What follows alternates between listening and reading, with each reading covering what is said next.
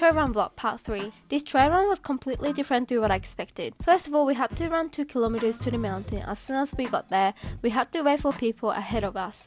We were probably waiting around 10 minutes until we started climbing, and it was physically impossible to overtake someone. Second of all, the incline was much steeper than I thought, and it was impossible to run uphill.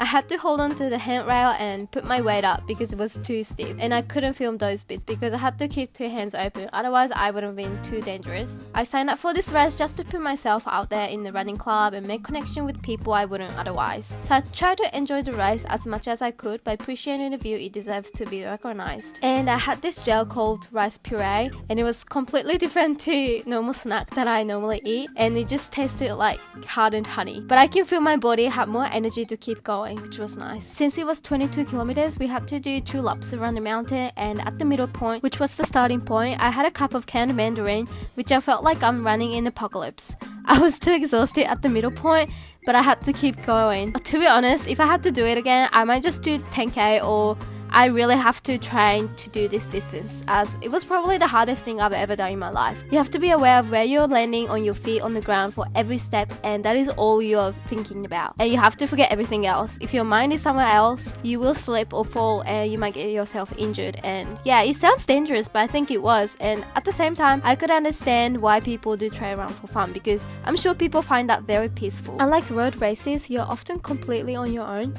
which might get yourself lost, but also it was a good reminder what life is like. As Taylor Swift says, and I quote, "You're on your own now, you always have been." The accomplishment after the race was something else, and I probably had the most endorphin I have ever experienced before. I really appreciate the spectators cheering random people, including myself, and I felt so grateful that I want to be the same for people who are pushing themselves real hard. After the race, I had 2 local croquettes and a muffin, and we went to the public bar to clean up and refresh, and had dinner and went home. Okay, bye!